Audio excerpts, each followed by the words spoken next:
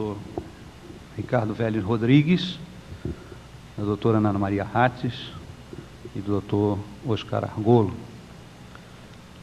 Sem dúvida, pessoas que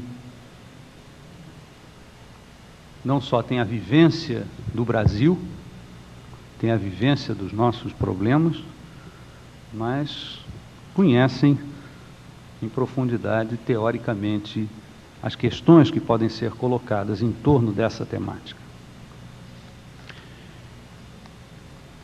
É prevista nas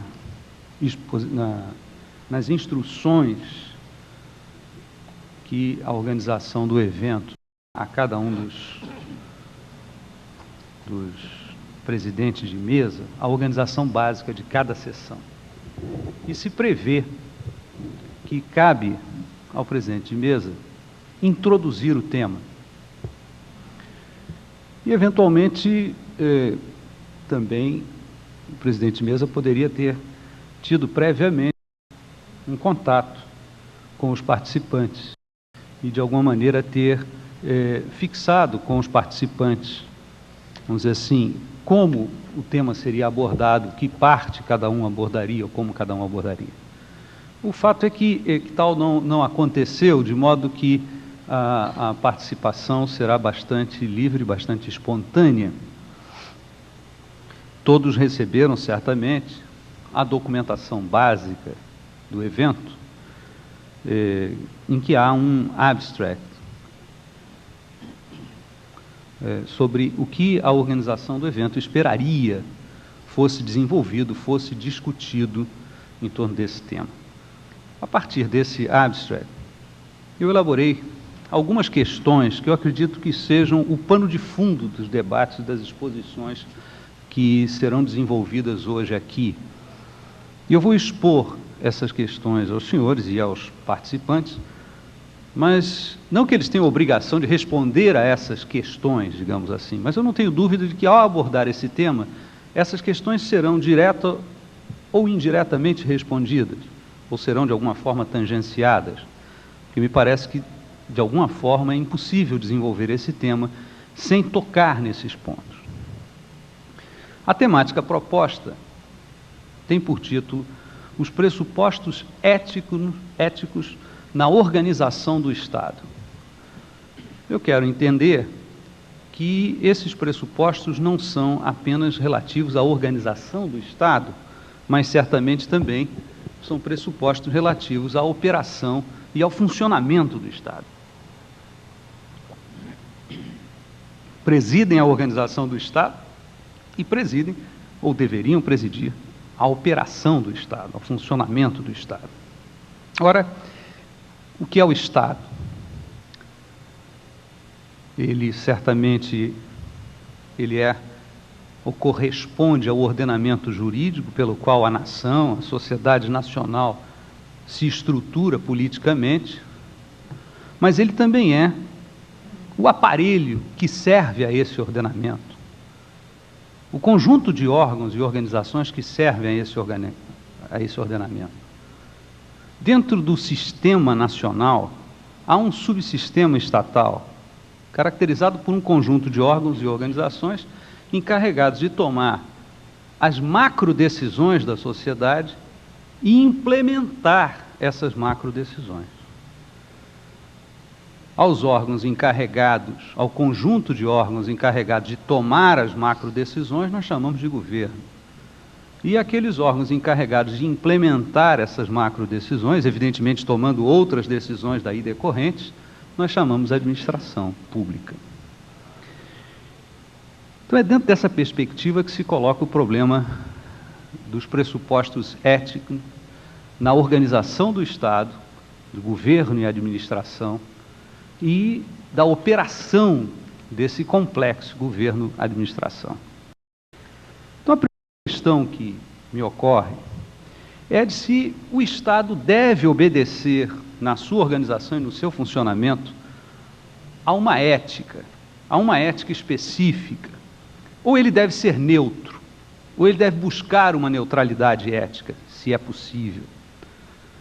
E, no caso de admitirmos que o Estado deva obedecer a uma ética, Qual seria essa ética? Quem pode dizer qual o referencial ético do Estado? Ou quem deve dizer qual o referencial ético do Estado? Essa seria a primeira questão. A segunda, no caso, pensando já no caso da sociedade brasileira, quais os referenciais éticos da sociedade brasileira?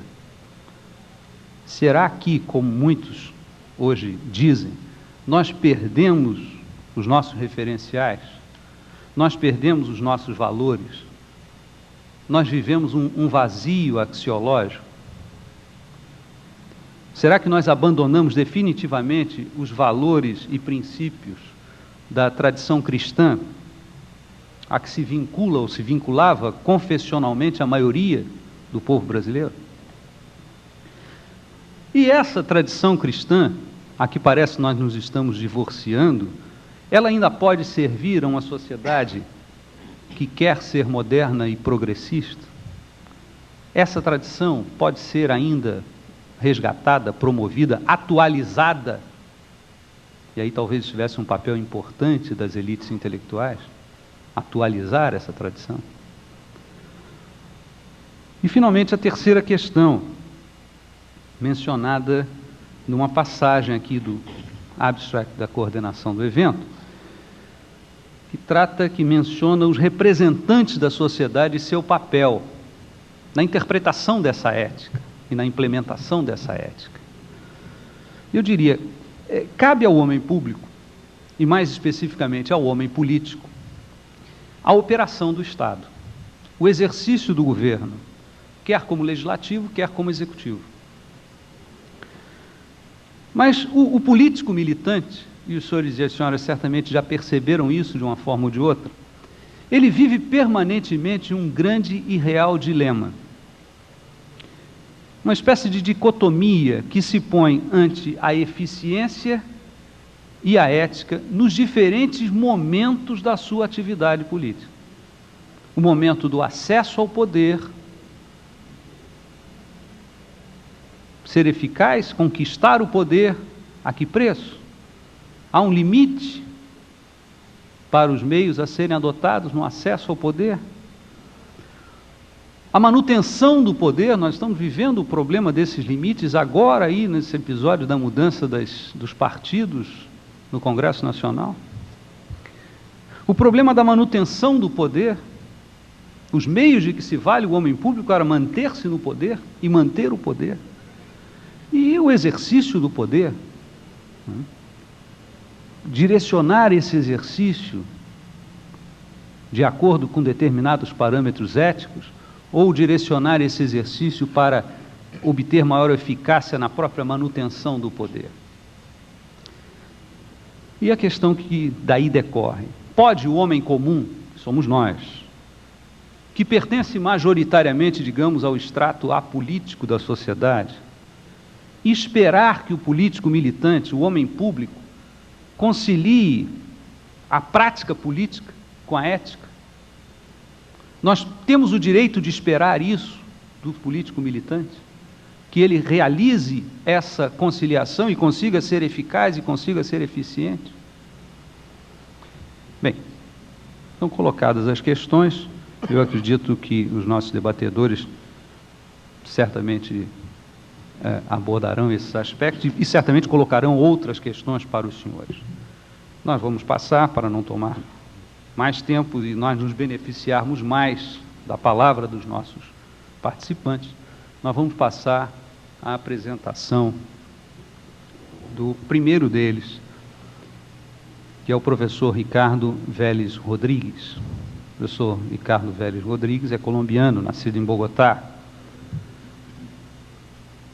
licenciado em Filosofia pela Universidade Javeriana de Bogotá, mestre em Filosofia pela Pontifícia Universidade Católica do Rio de Janeiro e doutor em Filosofia pela Universidade Gama Filho, isso em 82. Já foi pró-reitor de pós-graduação e pesquisa da Universidade de Medellín, diretor do Centro de Ciências Humanas e chefe do Departamento de História e Filosofia da Universidade Estadual de Londrina, docente em várias universidades e, presentemente, é docente na Universidade Federal de Juiz de Fora e na Universidade Gama Filho, aqui no Rio de Janeiro, da qual é professor titular. Tem vários livros publicados, é membro do Conselho Técnico da Confederação Nacional de Comércio, tem muitos artigos publicados naquela revista da Confederação Nacional de Comércio, chamada Carta Mensal. E eu posso dizer que o professor Ricardo Vélez Rodrigues é talvez um dos estrangeiros que eu conheço, que mais conhece as peculiaridades da cultura brasileira. E dentro dessa perspectiva que nós esperamos a contribuição do professor Ricardo Vélez Rodrigues. A palavra é sua, professor. Muito obrigado, Dr. Pedro Figueiredo.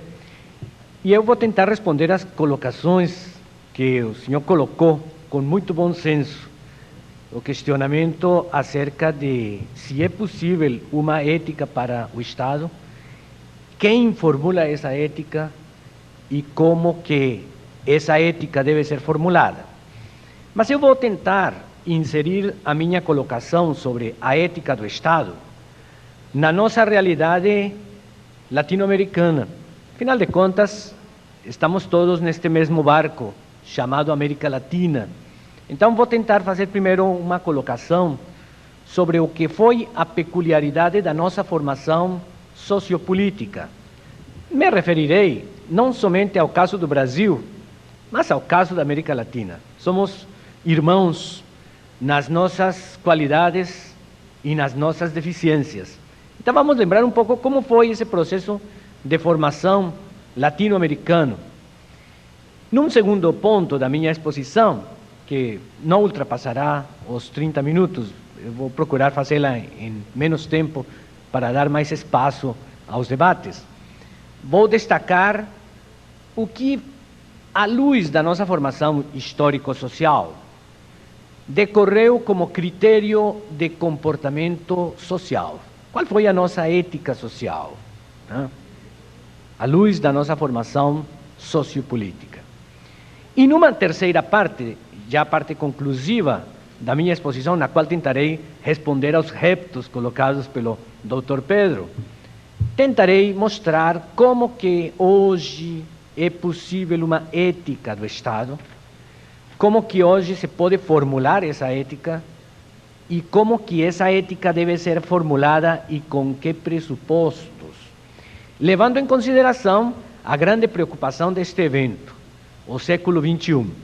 Nós, que queremos nos situar na sociedade brasileira como administradores perante o século XXI, o que podemos esperar da ética nas organizações públicas perante os reptos que nos coloca esse século XXI? Então, partindo para a minha exposição em relação à primeira parte, eu denomino esta primeira parte a estrutura patrimonial do Estado e da sociedade no mundo ibero-americano. Nós somos filhos, queiramos ou não, da Ibéria.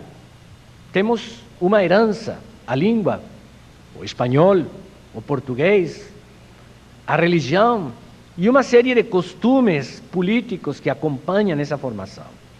E então, quando a gente se coloca numa espécie de autoanálise retrospectiva de como foi a nossa formação, precisamos lembrar alguns dados fundamentais da nossa história comum, da história do Brasil e da história da América Espanhola. Como surgiram os Estados modernos? Os Estados modernos, segundo o grande estudioso que acompanhou esse surgimento dos Estados modernos, Weber, se constituíram de duas grandes formas. Uma forma contratualista e uma forma patrimonial ou paternalista. A forma contratualista ocorreu ali onde houve uma prática de feudalismo, de vassalagem completa, e onde, ao ensejo dessa prática de feudalismo, que era fundamentalmente uma prática contratualista, emerge uma sociedade dividida em classes que lutam pela posse do poder. É o que vamos encontrar na Inglaterra, é o que vamos encontrar na França, é o que vamos encontrar na Alemanha, em geral, na Europa Ocidental. Nós vemos que o Estado moderno se consolida como luta de classes. E luta de classes que se digladiam pela posse do poder do Estado. Inicialmente, vemos na Inglaterra a aristocracia proprietária da terra lutando contra a nascente burguesia. Já no século XIII, século XIV, encontramos essa luta. Lembremos que no século XIII está aquela famosa Carta Magna, que é uma primeira espécie de pacto entre a nobreza e a burguesia para tentar uma espécie de convívio na administração do poder. Mas essa luta vai se acirrar e no século XVII temos na Inglaterra a luta sangrenta na Guerra Civil entre a burguesia sediada no parlamento, cujo grande líder era Oliver Cromwell, e o monarca, de tendência absolutista, que representava essa tradição nobiliárquica de posse da terra. O que acontece desse confronto? Depois de um século de lutas, lutas que dão ensejo aos grandes tratados de filosofia política, o Leviatã de Thomas Hobbes, em 1651, e a segunda carta sobre o governo civil de 1689, de John Locke. Encontramos no final do século, a partir da Revolução Gloriosa, 1688, um pacto. As duas classes, aristocracia terratenente, proprietária da terra, e burguesia, se uniram ao longo do século inteiro e não conseguiram se destruir. Tiveram de sentar na mesa de negociações. Vamos dividir o poder. E surge aquele modelo de monarquia constitucional, em que aristocracia e burguesia compartilham o poder, sediadas as duas em duas casas do parlamento, a Câmara dos Lords e a Câmara dos Commons. Muito bem.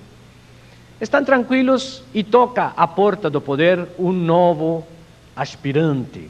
A partir do final do século XVIII, da grande revolução industrial e sobretudo do século XIX, ao longo do século XIX, vamos encontrar um novo ator que emerge não somente na Inglaterra, mas no resto das nações que começam a se desenvolver na Europa, o proletariado.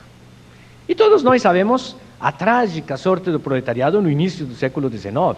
Temos os belíssimos romances da época de Victor Hugo, não? Les Misérables, e temos todos esses romances também na Inglaterra que nos mostram a sorte do operariado. Um operariado que Karl Marx muito bem mostrou no Capital, tremendamente explorado no início do século. Mas proletariado que vai se organizando nas trade unions e que já para o final do século XIX tem uma articulação suficiente como para fazer o primeiro grande congresso das trade unions. E no século XX encontramos os Lulas britânicos no poder, em várias oportunidades. Bem, e se consolida, portanto, um modelo de Estado contratualista que hoje é o que vinga na prática do parlamentarismo europeu. Esse é o modelo que encontramos na prática do parlamentarismo europeu, herdado pelas nações que receberam, sobretudo, a influência cultural da Commonwealth britânica. Estados Unidos, Canadá, foram nações submetidas ao domínio colonial, mas que terminaram incorporando essa prática do contratualismo na organização do Estado.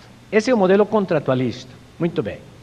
O outro modelo é o modelo patrimonialista ou paternalista, que funcionou, nasceu, se consolidou esse modelo nos confins da ilha europeia. Na Europa Ocidental, encontramos na Espanha, no confim ocidental da Europa Ocidental, da grande ilha europeia, Espanha e Portugal, a Península Ibérica. E no fronte oriental encontramos a Rússia. Esses dois extremos, que sofreram as invasões dos mongóis lá no Oriente e dos muçulmanos aqui na Península Ibérica, se consolidaram pela influência e a contaminação cultural que decorreu dessas invasões, se consolidaram de forma diferente, não de forma contratualista, de forma patrimonial ou paternalista. Como é essa forma, da qual nós somos herdeiros, afinal de contas? É uma forma em que um poder patriarcal original alarga a sua dominação doméstica sobre territórios, pessoas e coisas extrapatrimoniais, incorporando-os, diríamos, às suas posses familiares, e administrando-os como posse de família. Essa foi a sorte que nos coube. Essa foi a nossa herança, a pesada herança do patrimonialismo ibérico. Lembremos a descrição que nos faz Raimundo Fauro no seu ensaio Os Donos do Poder, Formação do Patronato Político Brasileiro, a forma em que se consolida a monarquia portuguesa como Estado moderno, o Estado moderno, aliás, mais antigo da Europa, consolidado em 1385 na Revolução de Avis. Como é que o rei organiza o seu primeiro gabinete? O office boy do palácio é nomeado ministro-chanceler. O mordomo real é nomeado ministro da Fazenda. O auxiliar direto de Sua Majestade lá nos seus aposentos é nomeado ministro do Interior. O chefe da Guarda Palaciana é nomeado ministro do Exército. Então, encontramos esse primeiro modelo de uma organização política em que o público se confunde com o privado. Os serventes de Sua Majestade, ao mesmo tempo, são os seus ministros. Essa primigênia consolidação do Estado cartorial português, e o Estado espanhol vai pelo mesmo caminho. Vamos encontrar, a partir da organização do Estado espanhol, quando do casamento dos reis católicos no final do século XV, o mesmo tipo de organização patrimonial, como, aliás, acontecia nos califatos árabes. Os príncipes cristãos que derrotaram os árabes na longa luta de 8 séculos sofreram a vingança cultural dos árabes, que deixaram para eles os hábitos familísticos e privatizantes no exercício do poder político. E então vamos encontrar que o rei passa a exercer a sua dominação como posse de família. Lembremos a belíssima história de Portugal de Alexandre Herculano, onde mostra como que os reis portugueses passaram a dispor do reino como posse de família, substituindo, aliás, esquecendo os antigos costumes visigóticos que pediam que a comunidade elegesse o rei quando do falecimento do seu antecessor. A partir dos monarcas que lutam contra os muçulmanos, se esquece esse princípio consuetudinário, sadio do direito visigótico, e o rei passa a distribuir o reino entre os seus filhos e paniaguados. Lembremos, a história de Portugal emerge justamente como fruto dessa partilha. O reino de Portugal recebe a herança que cabe à filha bastarda de Dom Fernando, o rei de Castela, Dona Fernanda. Dona Fernanda de Portugal, e a filha primogênita recebe o principal reinado, que é Castela. Dona Urraca recebe Castela e a filha bastarda recebe o Principado Portucalense. Muito bem, essa foi a nossa origem. Não é raro, portanto, que a organização do Estado, no nosso contexto, tenha sido marcada de entrada por essa característica. Res pública como res privata e como coisa nossa. Temos uma espécie de origem um tanto mafiosa na organização do Estado entre nós. O Estado não surge como instância pública que cuida do bonum comune, mas como instância particular. Muito bem. Qual a ética que emerge a partir daí? Porque o Estado brasileiro, queiramos ou não, nos seus aspectos mais tradicionalistas, é de inspiração patrimonialista. É evidente que o Estado português sofreu um processo de modernização, sob Pombal, no século XVIII, incorpora-se a ciência moderna em substituição à tradição religiosa como alicerce do poder, mas mantendo intactas as estruturas patrimonialistas de organização do poder. É o que os sociólogos brasileiros, como Simon Schwarzman e Antônio Paim, chamam de neopatrimonialismo. Nos modernizamos mantendo a estrutura clientelista do Estado. O Marquês de Pombal modernizou o Estado português, mas o manteve como uma instância, diríamos, administrada à forma familiar, à usança familiar, de forma familística. Assim, sob o Marquês de Pombal se desenvolve aquele princípio da aritmética política. Quem garante a riqueza da nação é o Estado empresário, que é a empresa do rei. Lúcio de Azevedo, nas suas épocas de Portugal econômico, nos diz: a empresa mais importante é a empresa do rei. E para as pessoas vingarem, precisam virar sócios dessa empresa. Em outros termos, se encostarem no Estado. Essa velha tendência da nossa cultura ibero-americana de sermos, bem no fundo da alma, funcionário público que pede o emprego, mas pede a Deus que o livre do trabalho. Amém? É tradição patrimonialista, está muito antiga na nossa herança coletiva. Em Pombal a encontramos e em Carlos III, na Espanha, a vamos encontrar também. Quais os aspectos fundamentais da ética ou do comportamento social patrimonialista? 3 são, ao meu ver, os principais pressupostos éticos que se escondem por trás da estrutura patrimonial do Estado e da sociedade no Brasil e no resto da América Latina. São elas: primeiro, o clientelismo e o patotismo; segundo, o que eu batizei de ética do atalho ou de horror ao trabalho; e terceiro, o insolidarismo. Esses 3 antivalores produzem o que Roberto da Mata identifica como perda do sentido da cidadania, que se exprime na psicologia da expressão: você sabe com quem está falando? A propósito, escreve Roberto da Mata: o modo de tratar uma pessoa, o que na realidade para nós é uma maneira de classificar, varia. A tratamentos com deferência correspondem, em geral, boas relações com funcionários e com o governo, ou a presença do jeito ou do famosíssimo: você sabe com quem está falando? Eu sou fulano de tal. Ora, essa prática entre nós, e isso não é somente brasileiro, isso é típico da América Latina, é latino-americano, esse você sabe com quem está falando é típico da América Latina. Essa prática indica a sensibilidade cívica em declínio, pouca sensibilidade cívica. E diz a respeito Roberto da Mata: quando penso em cidadão, me vem à mente aquele ser fragilizado pela ausência de reconhecimento social e político, aquele ser sem rosto, sem direitos, sem recursos, colocado numa espera interminável, o mais perfeito símbolo no Brasil, e eu diria na América Latina, da ausência de uma cultura da cidadania, niveladora e efetivamente moderna, democrática, onde os direitos individuais são contemplados de maneira radical. Se qualquer um de nós, em qualquer um dos nossos países, o Brasil, a Colômbia, o meu país, qualquer país, na fila, pedir para o funcionário público do guichê que o trate como cidadão, o funcionário vai rir de quem faz esse pedido. Tal o descrédito em que a prática da cidadania está na nossa cultura.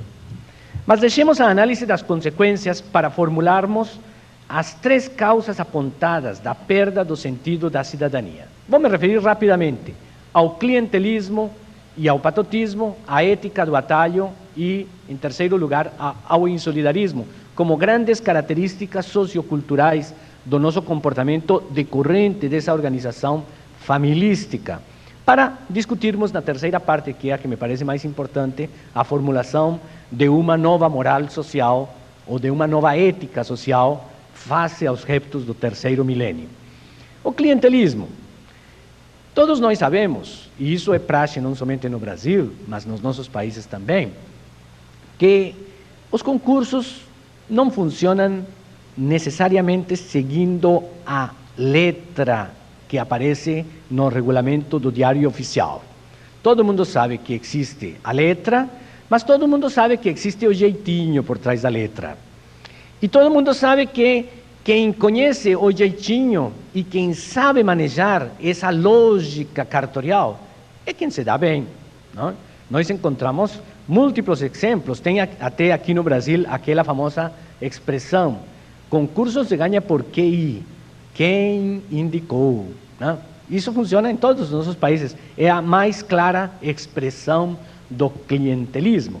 Esse clientelismo, aliás, cunhou slogans de sabedoria popular tremendamente interessantes, como por exemplo esse famoso slogan: aos amigos marmelada, aos inimigos bordoada, aos amigos os cargos, aos inimigos a lei, governar e nomear os amigos, demitir os desafetos e prender os inimigos. Então, esses ditados da sabedoria popular mostram como realmente a nossa psique coletiva está contaminada por esse vício do clientelismo. Esse caráter personalista da escolha, bem como essa forma também personalista de interpretar a lei, decorrem dessa feição patriarcal típica do nosso Estado paternalista. O clientelismo, o patotismo, o nepotismo, o compadrio como critérios para a seleção de cargos públicos e para a avaliação do rendimento do trabalho não são fantasmas do passado. Praticam-se hoje às claras e chegam até a inspirar figuras como trem da alegria, condomínio familiar.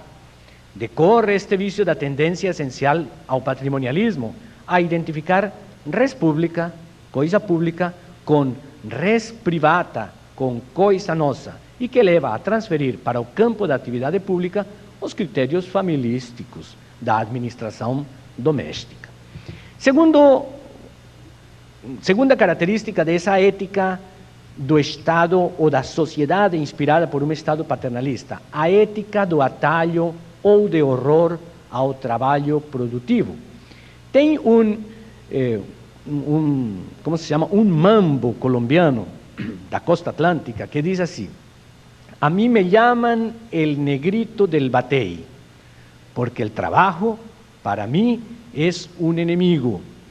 El trabajar yo se lo dejo todo al buey, porque el trabajo lo hizo Dios como castigo.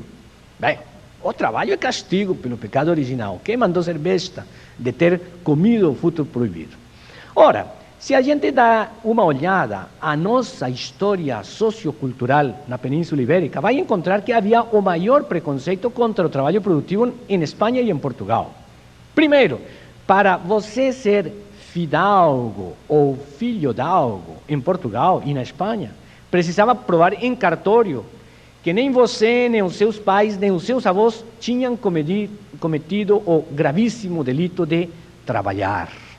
O trabalho era uma espécie de pecha social. Quem trabalhava em Espanha e em Portugal? As classes párias, mouros e judeus. Por isso se diz trabalhar como um mouro. E posteriormente ao descobrimento da América, os índios e os negros. Trabalhar como um mouro ou trabalhar como um negro. Aliás, tem um estudo linguístico interessante de Dom Américo Castro, que mostra que as palavras que indicam trabalho em espanhol e em português vêm do árabe. Tarefa vem do árabe. Tudo que diz relação à produção de hortigranjeiros, a alface, berinjela, a cesta básica, vem do árabe. Tudo que diz relação à construção de prédios, alféis, araldrava, falleva, vem do árabe. Tudo que diz engenharia de irrigação, açude, atanora, alquitara, alambique, vem do árabe. Então, quem trabalhava e dava duro na Espanha e em Portugal eram os mouros. E as elites tinham, como diz Dom Quixote no seu famoso discurso sobre as armas e as letras, os pendores de guerrear o infiel e cantar belos cantos à amada. As armas e as letras, essas são as duas grandes atividades dos nobres. Mas Deus os livre de trabalhar. Vamos convir que esse preconceito entrou um pouco nas nossas culturas. Se a gente analisa o direito tributário na América Latina, que se pratica na América Latina, cai pesadíssimo sobre quem trabalha e é benévolo com quem pouco ou nada trabalha. Quer dizer, quem paga impostos nos nossos sistemas tributários, e no Brasil nós sentimos isso no bolso todo ano quando o leão nos pede as contas, é quem trabalha, quem mandou ser besta de trabalhar. Está, portanto, essa cultura do, diríamos, essa espécie de nepotismo fanean presente na nossa cultura. É isso que eu chamo de ética do atalho, ao passo que no contexto anglo-saxão se desenvolveu, por força do calvinismo, a ética do trabalho, nos nossos contextos se desenvolveu a ética do atalho, ou do ganhar sem trabalhar. Vocês observam que na nosso folclore telenovelístico, o esperto é aquele que não trabalha, que dá o golpe do baú. Os filhos do coronel Inocêncio, que estão todos encostados, né? Esses são os espertos. Os babacas são os que trabalham e pagam impostos, né? E vamos encontrar isso na nossa literatura. A figura de Macunaíma exatamente é a expressão desse vício. Terceira coisa, o insolidarismo. Diz alguém que o mineiro só é solidário no câncer. Eu diria, o latino-americano só é solidário no câncer, dá tapinhas nas costas do moribundo. Mas enquanto é vivo, é o bicho mais insolidário, né? Prova disso, quando a gente administra condomínio. A pior coisa que pode acontecer para um de nós é ser síndico do prédio. Vai ter de lidar com o insolidarismo de todos os nossos vizinhos, e o nosso também. A nossa, portanto, é uma sociedade insolidária. Decorre esse insolidarismo diretamente da falta de sensibilidade face ao bem público. Só nos preocupa a estreita perspectiva do clã, da patota, temos mentalidade de torcida. Consequentemente, os conflitos sociais aparecem, ou como efeito da contraposição dos interesses dos vários clãs ou patotas, ou como fruto da tentativa deles em prol da privatização do poder político para benefício próprio. O sociólogo Simon Schwarzman escreve que, enquanto a política é para outros contextos sociais, como o anglo-saxão e outros, um meio que permite melhorar os negócios, para nós, brasileiros e latino-americanos em geral, é o grande negócio, né? Bem, vamos parar por aqui e vamos discutir a última parte, que já o meu tempo está acabando. Pressupostos éticos na organização do Estado nesta entrada do terceiro milênio. As sociedades, como as pessoas, precisam de um critério ético para agir. A fim de identificarmos os conceitos fundamentais, convém fazer aqui algumas distinções. Em primeiro lugar, distingamos entre ética e moral. Esta consiste em um conjunto de normas de conduta adotado como absolutamente válido por uma comunidade humana numa determinada época. Isso é a moral. A ética consiste, por sua vez, na reflexão sistemática sobre a moral. No terreno da moral, convém distinguir entre moral de convicção ou individual, que corresponde a essa exigência de agir sempre de acordo com a nossa consciência, custe o que custar, e moral social, que consiste na adoção por parte de uma determinada sociedade daquele conjunto mínimo de normas de conduta sem o qual se tornaria impossível o convívio social. É o que alguns chamam de mínima moralia ou mínimos morais. Por exemplo, Adorno, da Escola de Frankfurt, chama isso. Outros denominam ética de mínimos. É o caso, por exemplo, de Jürgen Habermas, fala na ética de mínimos. A moral social pode se estruturar de duas formas: ou por imposição de um grupo dominante sobre o resto da sociedade, ou por deliberação dos indivíduos que a integram. No primeiro caso, teremos uma moral social vertical ou tradicionalista. No segundo, teremos o que os ingleses chamam de moral social consensual, e que os alemães da Escola de Frankfurt denominam de ética proveniente da comunidade ideal de comunicação. É evidente que um país que no final do século XX aspira a viver de forma democrática deve formular de maneira consensual e não vertical a sua moral social. Ao falar acerca de como deve ser essa moral para o Brasil e para os nossos países ibero-americanos de hoje, destacarei dois aspectos. Em primeiro lugar, quais as condições exigidas para que nos nossos países possa se formular uma moral social consensual? E segundo, quais os reptos a que, alicerçados nessa moral social, devemos responder neste final de século? Então, quanto às condições exigidas para nos nossos países se formular uma moral social consensual. Todos os autores que tratam hoje acerca dos aspectos procedimentales ou de viabilização prática na sociedade da ética, seja da tendência teórica que forem, ou da escola anglo-saxã, ou da Escola de Frankfurt, ou da Escola Espanhola, concordam em que a condição essencial para a formulação da moral social consensual é a existência de sujeitos habilitados para a emissão de juízos éticos e a negociação em torno aos mínimos morais. Ora, aqui aparece para os nossos países a primeira dificuldade terrível para a concretização da moral social consensual. As nossas elites, tradicionalmente, preocuparam-se muito pouco com o ensino básico.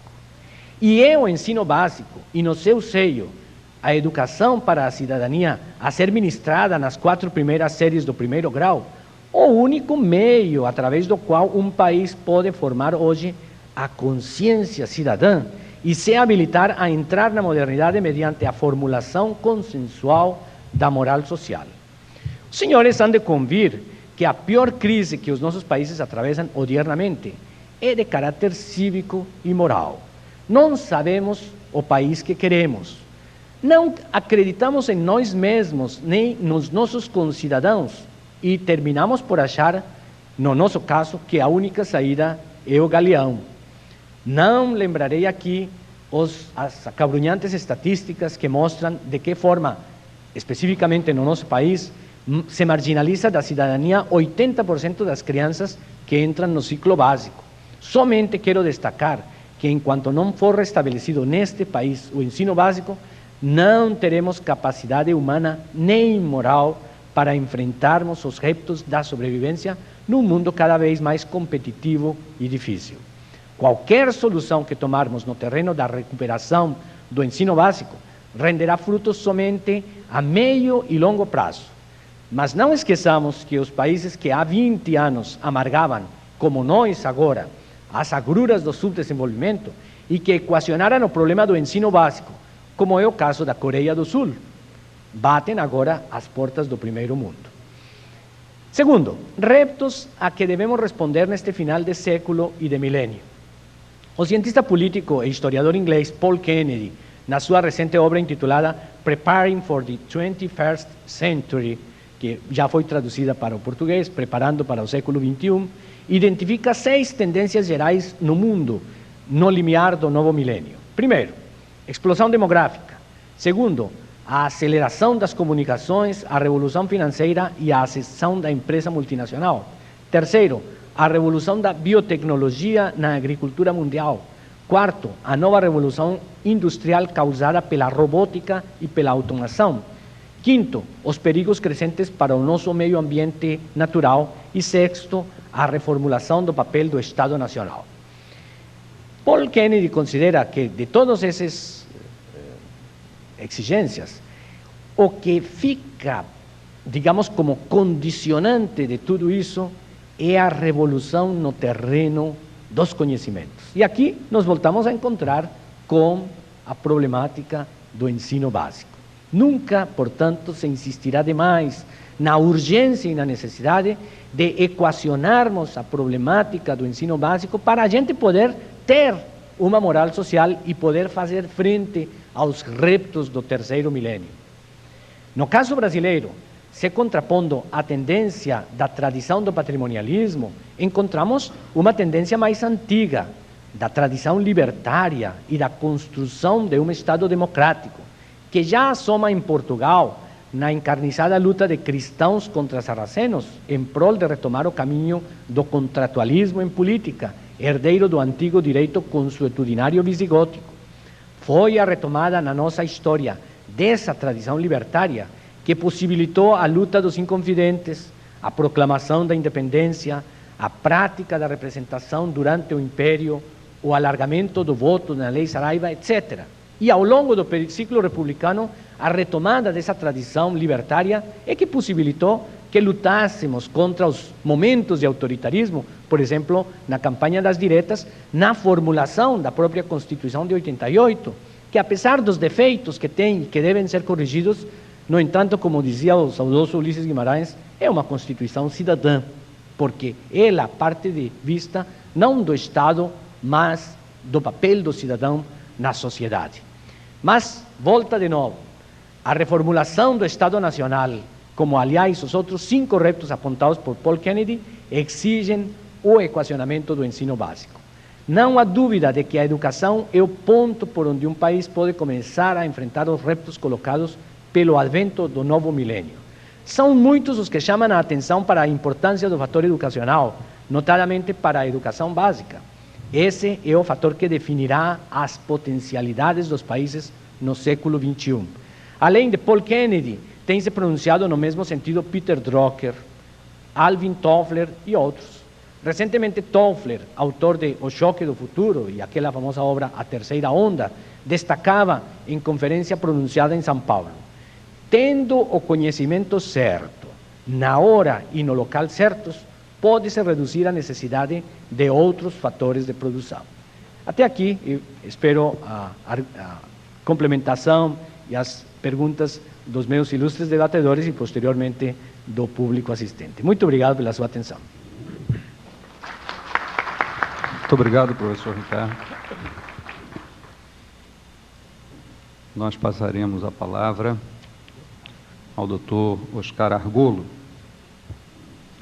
O doutor Oscar Argolo foi professor de Introdução à Ciência do Direito da Faculdade de Ciências Jurídicas do Rio de Janeiro, da Universidade Gama Filho. Foi conselheiro, diretor e presidente da Ordem dos Advogados do Brasil, seção do Rio de Janeiro. É membro efetivo do Instituto dos Advogados Brasileiros. É o instituto que estuda as grandes questões jurídicas da atividade jurídica brasileira. É membro efetivo da International Bar Association, que é a Associação Internacional de Advogados, e é professor de Deontologia Jurídica da Escola Superior de Advocacia. Doutor Argolo, a palavra é sua. Muito obrigado, nobre professor Pedro Figueiredo, ilustre conferencista, professor Ricardo Rodrigues e a distinta doutora Ana Hatz, meus amigos, senhoras e senhores.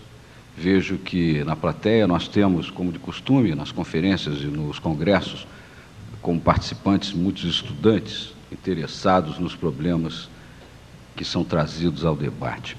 Com muita propriedade, as colocações feitas pelo nobre professor Ricardo Rodrigues foram aqui expostas aos senhores no sentido de dar uma visão dessas duas componentes que estamos aqui a debater, a ética e o Estado. Eu ousaria dizer que são primas, estão ligados intestinamente estes dois institutos que nós estamos analisando aqui. Primeiro porque a matéria divaga e penetra vários campos, sobretudo um campo de cultura, como disse o professor Rodrigues, que é o estudo da filosofia. E não só isso, vai a sociologia e vai a axiologia e vai, enfim, por aí, por tantas outras ciências que estarão intimamente ligadas com essa ciência-mãe, se assim podemos chamar, que é a ética. O que é a ética? O ethos vem do grego, tem o mesmo significado no radical latino mos, que quer dizer moral, costume, hábito. É isso aí que é a ética. Portanto, é uma ciência que estuda a conduta humana, somada a uma série de outras ciências, a uma série de outras componentes, sobretudo a consciência moral, que também é uma ciência que se presume no estudo dessas atividades humanas através de outras ciências, como disse o professor, da axiologia, que estuda o valor das ações do homem. Então, vejam, senhores, que é uma matéria profundamente doutrinária, profundamente filosófica. E o que nós precisamos no Brasil hoje são exercícios verdadeiramente práticos. Mas, infelizmente, não podemos esquecer essas coisas básicas, porque elas são fundamentais, elas são naturais. E a conduta vem pela natureza. O homem é produto do meio. A sociedade organizada politicamente é o Estado. Aristóteles já considerava isso, a identidade entre o Estado e a sociedade. Existem várias formas de Estado. Há aqueles que pensam que o Estado deve trabalhar para a sociedade. Há aqueles que pensam, de uma maneira mais abrangente, de que a sociedade tem que trabalhar pelo Estado. E nós estamos aí a discutir, e a humanidade já conheceu inúmeras experiências. Nós estamos à beira do ano 2000. Ainda se fala, inclusive, e ainda existe a pena de morte. Já resolveram o problema da sanção a ser imposta ao homem? Não.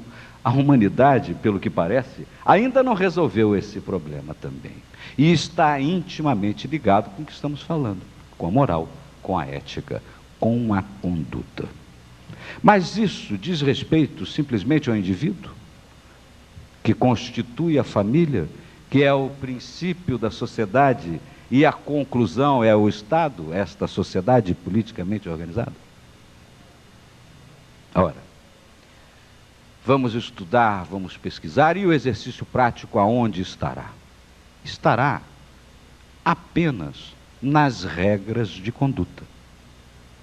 Independentemente da organização legislativa, legal, do direito que uma sociedade vive ou convive, independente das suas origens, seja o direito lá, vindo da Inglaterra, o common law, o direito dos costumes, seja o nosso direito, que é um direito positivo, é escrito. Tudo isso decorre exatamente de conduta, de cultura da sociedade, do indivíduo, para refletir na organização do Estado. E o que é o Estado? Além de ser uma nação politicamente organizada, é uma instituição jurídica. Queiram os políticos, queiram ou não queiram os políticos. Queiram as pessoas ou não queiram as pessoas. Mas a nossa visão é fria, é formal. Infelizmente é assim. O que conduz a sociedade, quando tem um Estado, são as normas de conduta editadas por quem? Pelo próprio Estado, através dos poderes constituídos para tal. Na organização do nosso Estado, temos 3 poderes: o poder legislativo, o poder executivo e o poder judiciário. No Estado brasileiro, a meu juízo, não funciona nem o poder judiciário, nem o poder executivo, e quanto mais o poder legislativo. Tenho 44 anos, olha, tá duro, hein? Tá duro de ver, na minha vida, o Estado produzindo normas que atendam à sociedade. E vou provar a vocês que isso não existe. Bastaria perguntar rapidamente a cada um dos senhores: diga-me cá um político, rapidamente, que propôs uma lei para a sociedade. Rapidamente, me digam. Ninguém sabe. Eu votei no Nelson Carneiro, numa das últimas eleições, porque eu me lembrei do Nelson Carneiro como um homem preocupado com a família. A lei do divórcio, problema da mulher, da companheira. Isso está diretamente ligado à sociedade, está ligado à família, está ligado ao indivíduo. Me diga outro. Está duro de dizer. Exatamente pelo modelo que se arrastou aqui no Estado brasileiro. De uma ética já adjetivada. E aonde está esse estudo da ética? Está também no estudo da deontologia e da diciologia, que é a ciência dos deveres e a ciência dos direitos, que todos os indivíduos possuem. O Kant dava a sua definição sobre a sua razão prática do dever pelo dever, que veio sendo combatido ou aprimorado por outros inúmeros filósofos no curso da humanidade. Chego bem rápido a Roberto da Mata, que o professor citou, que diz que no Brasil não funciona a razão prática, que é o reflexo da moral e da cultura. Funciona a razão funcional. O nome até é meio fácil de dizer. A razão funcional funciona por aí, do jeito que está, vai indo, um faz aqui alguma coisa, dá uma baita de uma confusão, o outro reúne o Congresso e faz um regimento, vai para o Supremo dá uma liminar, diz, olha, não tinha quórum, não, mas teve uma outra sessão que teve quórum, e nós estamos vivendo isso, está aí no jornal, desde ontem e hoje. E não é só isso, como de todo o resto. Portanto, o que há, na verdade, é um Estado organizado. E como resolver isso? Será que a Casa Legislativa está legislando para o Estado? Não está. Infelizmente não está. O que temos aí são leis econômicas. Para a sociedade, nada. O Poder Executivo está executando o seu dever? Que é de administrar o Estado? Não está. Porque nem consegue. Pelo bicho, pelo monstro que está construído aí. E o Poder Judiciário, que sempre foi dependente do Poder Executivo, por via econômica, com uma estrutura vetusta, arcaica, procedimental, aonde uma reclamação trabalhista ou uma ação de despejo, que é a coisa mais simples para se solucionar, demora 2, 3 anos. Não que não demore em outros países até mais avançados. Mas e daí que os outros países sejam avançados? Dizia, e eu tive a honra de ter trabalhado ainda no começo da minha profissão, com um grande advogado brasileiro já falecido, que foi o meu grande mestre, Clóvis Ferro Costa, veio a ser inclusive consultor da República no governo Sarney, era um dos mais brilhantes e mais geniais advogados que eu conheci. E bem antes de falecer, num encontro com ele, dizia Ferro Costa também, Argolo, no Brasil virá uma coisa nova. E é o que eu espero. E como é que nós vamos fazer isso? Não com isso que está aí. E qual desses que estão aí vão fazer alguma coisa nova? Também acredito que nenhum. Vou fazer a colocação do que penso e não estou preocupado com o que os outros pensam. Porque sei que muitos atribuirão uma utopia, uma coisa impossível. Mas a história da humanidade vai mostrar que não é utopia. Não adianta a reforma constitucional que está aí. Não adiantará em nada. A reforma constitucional que estão a fazer vai representar um novo plano ou pacote fiscal. Tenho uma certeza disso. Porque o Estado está totalmente desorganizado. No Estado brasileiro existem mais de 30 mil leis federais. Além de leis, temos decretos. Decretos-leis ainda vindo do regime autoritário. Afora isso, inúmeras outras normas, portarias, porcarias, resoluções e tererés, e todo mundo pensando que isso é uma organização, não é, isso é uma burocratização. Está aí a Rússia para mostrar, está aí o modelo comunista a mostrar, que ruiu não foi só pela ausência mais da ideologia, foi pela burocracia. Isso é o óbvio, basta olhar. Então, todas essas experiências que já tivemos, do fascismo, do nazismo, do comunismo, das ditaduras, até das ditaduras da América Latina, inúmeras. Ditadura foi um modelo, uma forma de governo que encontraram outrora. Qual a nação que seria feliz se tivesse até uma ditadura que atendesse ao povo, à sociedade? Porque é um sistema. Não estou aqui fazendo apologia e tenho horror à ditadura. O que vamos continuar a fazer com o Brasil? Nada. Porque não vão fazer nada. E nós vamos ficar nesse picadinho e a confusão comendo solto. Experiências a humanidade já teve. E trago uma para vocês.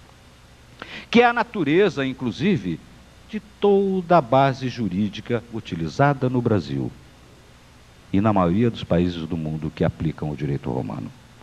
Em 527 assumiu o poder em Roma um imperador chamado Justiniano, que encontrou o Império Romano enorme.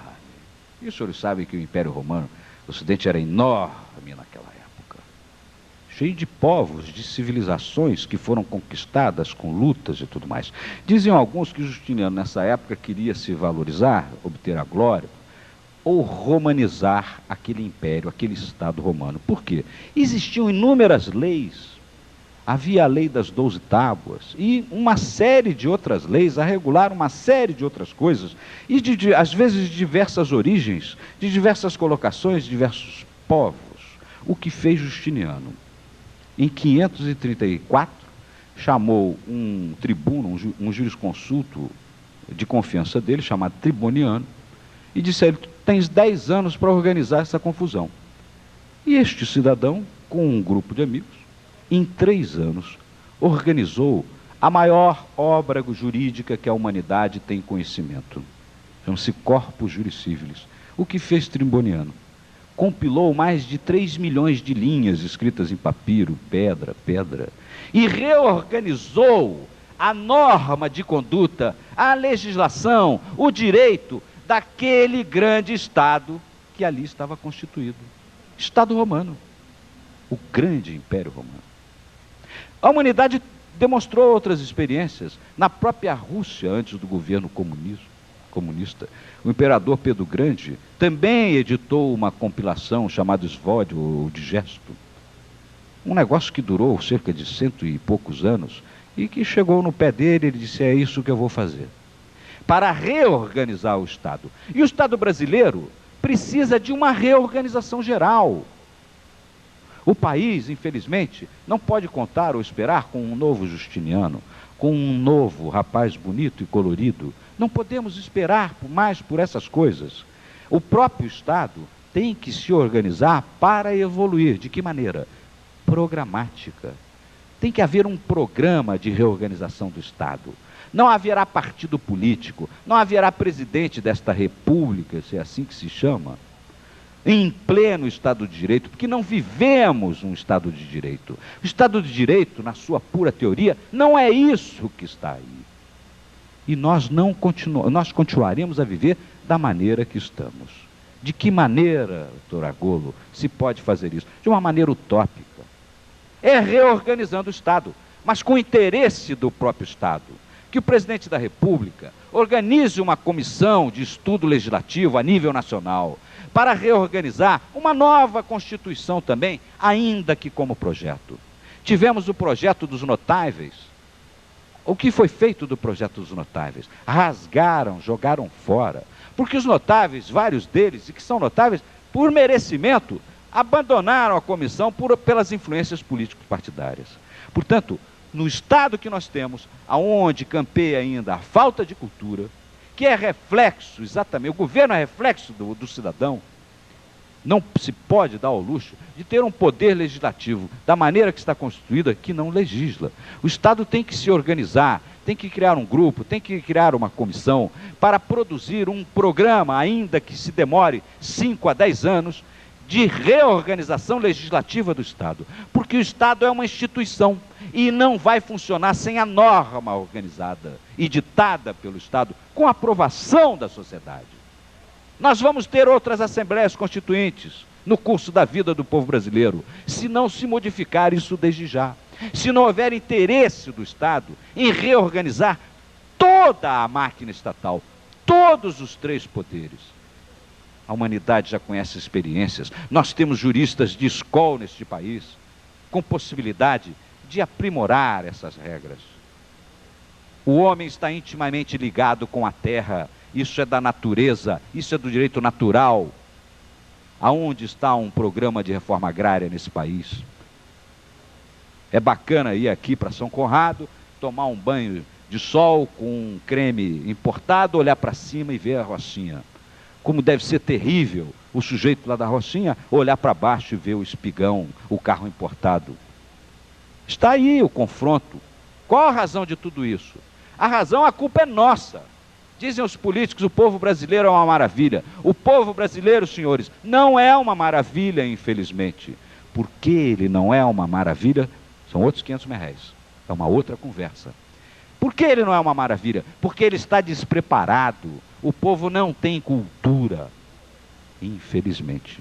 E a elite, que deveria exercer, já que é a detentora da cultura, uma posição social, por que ela não está a perceber que atinge a ela também? Nunca o fez. Sempre quis o poder, o clientelismo. Então esta é a realidade nas mais de 30 mil leis federais, um emaranhado de legislação que não funciona. Não funciona e não funcionará. 56 impostos, e só o Estado comendo, e uma parte da sociedade pagando. Tudo isso nós sabemos, não adianta repetir, está aí na imprensa, está aí, enfim, na conversa da esquina, em tudo quanto é lugar. Portanto, isso que está aí não vai nos levar a nada, enquanto o próprio Estado, ou um homem do Estado, não tem a coragem de reorganizar. Com muita surpresa, esta semana eu tive a informação de que o ministro das Comunicações, com quem não tem o menor relacionamento, se mandou chamar uma turma lá, vamos reorganizar toda essa legislação relativa às comunicações no Brasil. Que maravilha! Bens a Deus! Sabem os senhores de quando é o Código Comercial brasileiro? De 1850. O Código Civil brasileiro é uma obra rara no mundo. O Código Civil argentino é quase uma cópia do nosso Código Civil. É uma obra rara, eu reconheço que é uma maravilha. Passou a vigir em 1916, 1º de janeiro de 1916. Eu não era nascido, e acho que ninguém daqui. O Código Penal é de 1940. Modificaram aí a legislação do processamento civil, que tinha em 39, fizeram em 73, mas ficou no mesmo nhanhanhã. A legislação trabalhista, a CLT, consolidação das leis trabalhistas. Foi feita por Getúlio, que era um trabalhista, era um homem preocupado com essas coisas. O que fez Getúlio? O mesmo que Justiniano. Chamou João Pinheiro Neto e disse, vamos reorganizar, vamos compilar, vamos fazer uma consolidação. E fizeram a consolidação das leis do trabalho. 1943. Eu não era nascido. As relações de trabalho, e olhem as origens pelas quais veio essa legislação. Tem um sistema lá italiano, ainda se discute se havia influência do fascismo ou não. Vejam vocês, nós estamos à beira do ano 2000, não é? E as relações de trabalho, será que são essas aí que nós verdadeiramente queremos nessa disputa? Eu juro por Deus, pela minha modesta ignorância, que eu nunca consegui ler, não li muitas, li apenas algumas e partes, constituições do mundo, onde diga que o empregado tem direito a 1/3 das férias. Porque fizeram uma Constituição que verdadeiramente, tecnicamente, não é uma Constituição como obra formal. A Constituição não tem que ter uma regra ostensiva, incisiva, objetiva a determinar. A Constituição é a carta de princípios. Por que existem constituições no mundo com 12, 15, 20 artigos e os estados funcionam? Porque é uma carta de princípios. E as normas vêm através da lei. E por que colocaram isso na Constituição? Aí está o ato falho da própria organização do Poder Legislativo e do próprio Estado. Porque eles não têm competência e capacidade para gerir ou produzir as normas legais modernas, adequadas aos princípios, pelos seus inúmeros interesses. Não será essa Casa Legislativa, este modelo de poder legislativo que vai reformar o Brasil. Não será. Haverá de ser alguma coisa feita à latere, com o estudo, com a pesquisa de juristas. Não acredito em lei feita por economistas, me desculpem os senhores, não acredito em lei feita por administradores, como não acredito com advogados administradores de empresa. Advogados, essencialmente, homens afeitos ao direito. Cada macaco no seu galho. Infelizmente, isso. E só quem pode ditar as normas é o próprio povo, através da casa que o represente. Mas nada obsta que haja uma casa, um grupo, uma comissão, um conselho, que organize as propostas e o programa de modificação desse Estado. Modificação da sociedade, partindo pela propriedade, pelo ensino que gera cultura e pela saúde. E daí para frente, cada uma dessas áreas precisa ser reorganizada. Esta é a conclusão modesta e ainda que considerada utópica deste humilde advogado. Não vejo, infelizmente, soluções se nós não mudarmos o comportamento da sociedade. E só modificaremos o comportamento da sociedade através das normas de conduta que a sociedade tem que assimilar. E essas normas terão que ser produzidas pelo Estado, por um dos seus poderes, mas que tenha consciência para fazê-lo. Essas considerações, professor Pedro Figueiredo, me leva a esta conclusão, como disse, e para informar a vocês que não será fácil, mas não é impossível, porque outras experiências a humanidade já conheceu. Muito obrigado, senhor Bruno.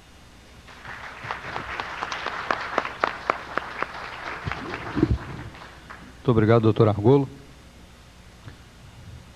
Nós iremos ouvir agora, e eu acredito que até já bastante desafiada aqui pelas colocações do doutor Argolo, uma política militante, que é a doutora Ana Maria Hatz. A doutora Ana Maria Hatz já pertenceu ao PMDB e hoje integra e é vice-presidente do Rio de Janeiro, do Partido Social Democrata Brasileiro, Partido da Social Democracia Brasileira, o PSDB. Doutora Ana Maria,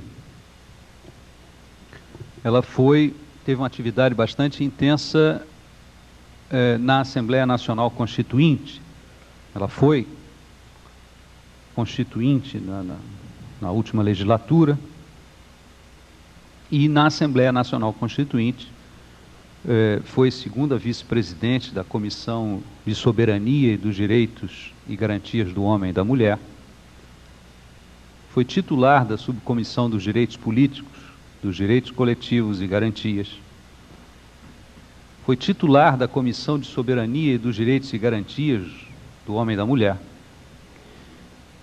Suplente da Subcomissão dos Negros, Populações Indígenas, Pessoas Deficientes e Minorias, suplente da Comissão da Ordem Social, membro da Comissão de Fiscalização, aí já na atividade ordinária, na legislatura, membro da Comissão de Fiscalização e Controle da Câmara dos Deputados e titular da Comissão de Educação, Cultura e Turismo.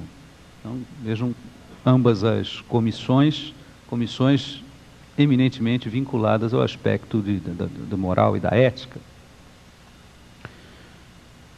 Doutora Ana Maria é advogada, formada em Direito pela Faculdade de Direito de Valença e, como política, tem atuado sempre na defesa dos direitos da mulher. No Congresso Nacional, participou sempre em consonância com os movimentos de mulheres do Estado do Rio de Janeiro e teve um papel importante na criação do Conselho Estadual dos Direitos da Mulher. Atuou no Congresso Nacional, integrando o movimento de unidade progressista. Ela se orgulha de ter trabalhado com Mário Covas, com Euclides Scal, Cristina Tavares, o José Richa, Domingos Leonelli, entre outros. Mas ela tem um outro lado da sua experiência, que é a sua atividade na Justiça do Trabalho. Foi diretora da Secretaria na 6ª Junta de Conciliação e Julgamento e atualmente exerce o cargo de diretora de Secretaria da 54ª Junta de Conciliação e Julgamento. Além de ser, eu já mencionei, vice-presidente do PSDB no Rio de Janeiro. Antes de passar a palavra à doutora Ana Maria,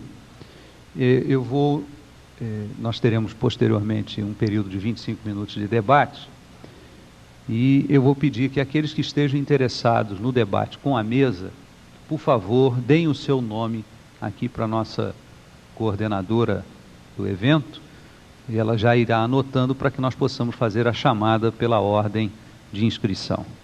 Doutora Ana Maria, a palavra é sua. Bom, muito obrigada. Eu espero não cansá-los demais.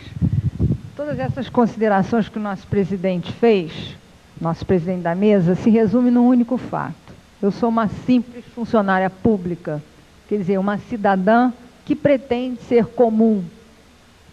Estou na média daqueles brasileiros, principalmente do Rio de Janeiro, com o mesmo salário, um mesmo padrão de vida, que eu acho que a maioria das pessoas aqui do auditório. Então, nós ouvimos com muita sabedoria e propriedade considerações técnicas e considerações históricas dos palestrantes que me antecederam. Eu acho que a mim me resta algumas considerações práticas e, de certa forma, alguns questionamentos até para que vocês possam se fazer amanhã, ou hoje à tarde, ou em saindo daqui. Primeiro, eu gostaria de, dados esses pressupostos que o nosso presidente colocou, alguns já foram até respondidos, mas outros ficaram por responder.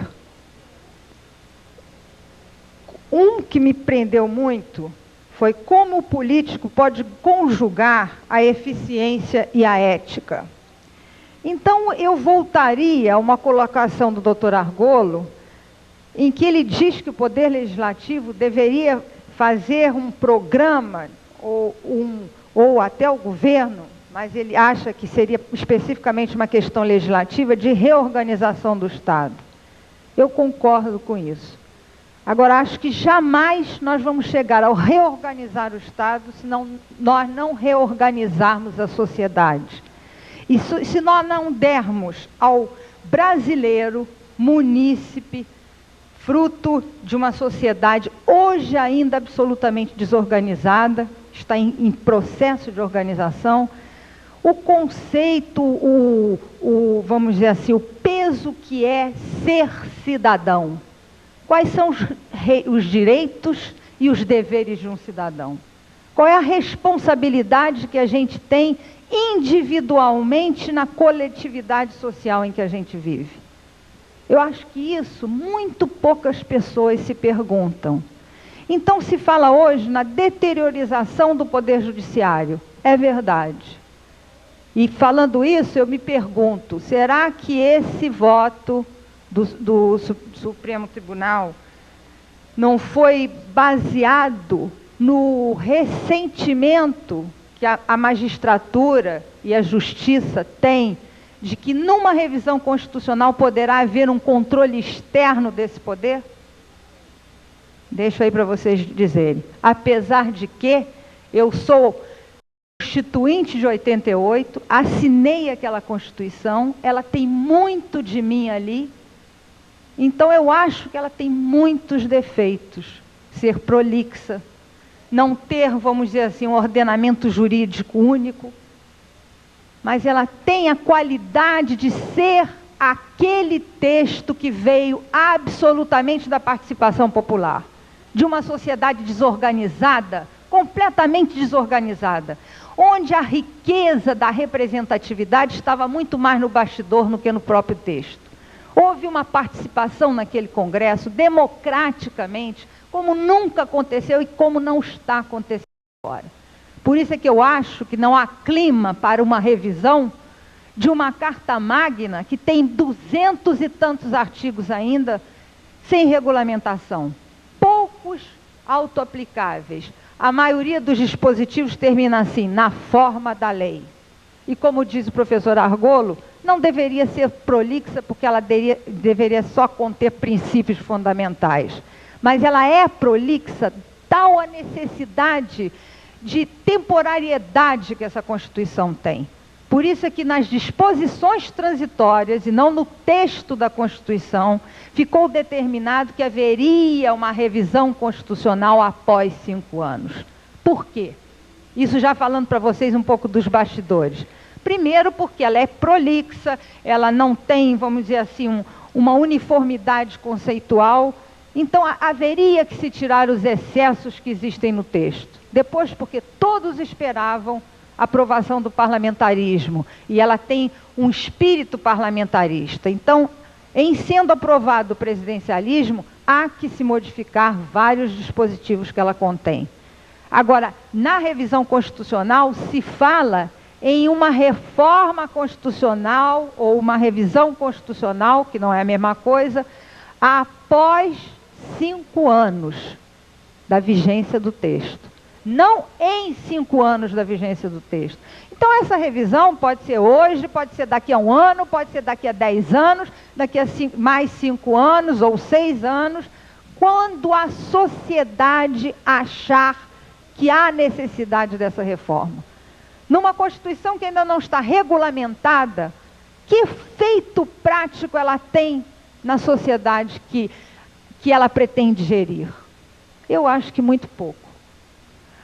Fora aqueles dispositivos autoaplicáveis, nada ainda da Constituição teve tempo de surtir seus frutos práticos, que ainda não foi colocado em ação, em efetiva execução. Então, esse é um questionamento que eu me faço. É esse Congresso Nacional o espelho da sociedade que nós temos? De certa forma, eu acho que sim, porque eu acredito na liberdade do voto, acredito na liberdade de escolha, e acho que se aquilo que está lá não é a melhor Câmara Federal ou o melhor Senado Federal que nós gostaríamos de ter, foi eleito pela sociedade brasileira em seus diversos segmentos. Como na sociedade lá tem de tudo, tudo, desde traficante até o maior jurista, desde de líder sindical até o maior representante da classe dominante empresarial. Então tem de tudo. Tem bandido, tem gente boa, tem gente santa, tem gente ruim, como nós temos em todas as classes organizadas na nossa sociedade. A instituição hoje está em declínio nesse país, exatamente. Qualquer instituição, a igreja, o poder judiciário, qualquer clube, se questiona a moral individual de cada um e se questiona a moral coletiva quando se faz parte de alguma instituição. Se questiona as instituições. Então, meu Deus do céu, será que é tão simplista assim a gente falar na necessidade pelo Poder Legislativo de uma reorganização do Estado, se a gente não começa a reorganizar e reeducar o próprio cidadão, o próprio indivíduo? Como é que a gente pode pensar numa sociedade que vota, e o voto é uma procuração de confiança, em, vamos dizer assim, valores tais como trocar seu voto por uma telha, por um tijolo, por uma bica d'água na sua comunidade, por emprego para algum parente seu, por uma marmitinha de quentinha, por um pedaço de pelego, que é aquele cobertorzinho que a maioria de vocês aí devem usar para passar roupa. Como? Como? Se você troca o seu voto, que é a sua procuração de confiança em determinado representante, você já começa errado a escolher o seu representante. Porque se ele é um corruptor, de certa forma ele te corrompeu. E você se deixou corromper. Então, vamos dizer assim, é estranho que eu, que tenho uma participação política ativa, esteja cobrando, de certa forma, do eleitor, do cidadão, uma participação. Eu não estou cobrando, eventualmente, de todos. É claro que existem uma grande maioria que sabe escolher o seu voto e sabe escolher o seu representante. Mas a maioria do povo brasileiro vota dentro destas circunstâncias que eu expus aqui. E não se pode ser tão rígido também no julgamento desse eleitor, porque às vezes ele vota pelo imediatismo. Ele vota porque ele sabe que o político amanhã vai pegar o voto que ele deu e não vai dar retorno que ele espera. Então ele é imediato. Então me dá logo uma marmita aí, ou me dá uma telha, ou me dá um cobertor, porque eu já me sinto pago, já que você não me oferece nenhuma esperança. Mas que mundo é esse em que nós vivemos, em que a gente não tem, pelo menos, o sonho de esperar, de confiar e de transformar uma nação? Eu acho que o Brasil ainda é jovem e a gente precisa amadurecer esse país. E dentro dessa perspectiva de amadurecimento, eu acho que a gente precisa amadurecer os conceitos da nossa ética e da nossa moral. Por exemplo, outra pergunta que o nosso presidente colocou é que pode um homem popular comum esperar que o político conjugue as suas ambições com a ética? E pode um governo ainda criado dentro de uma moral cristã se desenvolver para ser o espelho de um país que se quer moderno, sendo fixado nessa moral cristã? O Vaticano acabou de promulgar uma encíclica sobre moralidade, onde ele considera atos ilícitos a eutanásia e o aborto. Não se fala na pena de morte. Quem, como eu, defende por princípio o direito à vida, concorda plenamente com isso que o Vaticano colocou. Agora eu quero fazer uma consideração para vocês. Todos os brasileiros pensam assim? Se amanhã for promulgada a pena de morte, depois do plebiscito, que certamente será feito, por que será isso? É vontade da sociedade? E uma vontade mal conduzida e mal, vamos dizer assim, esclarecida? Porque o que a pena de morte fará é vingança contra aquele que exerceu um ato digno de uma penalidade. E nunca justiça, no sentido da recuperação e no sentido da reabilitação do cidadão infrator, do indivíduo infrator que precisa ser recuperado. Então, o que preside o nosso espírito a favor de uma pena de morte? É a violência ou o medo de uma futura violência que cada um de nós já sofreu ou vai sofrer? Ou o espírito de justiça que deve presidir as relações humanas? Vocês podem pensar que isso é retórica que eu estou falando? Não é, não. É a minha ética própria, é a minha moral própria. Em relação ao aborto, não fere o aborto e a eutanásia também o direito de liberdade individual do cidadão? Será que a mulher que sabe que está gerando um filho com problemas, será que a mulher aidética, será que a mulher que sabe que seu filho amanhã vai morrer de fome, vai nascer para morrer, de fome e de necessidade, ela não tem o direito livre de dispor sobre aquilo que ainda é fruto do seu próprio corpo? Será que é tão simplista assim?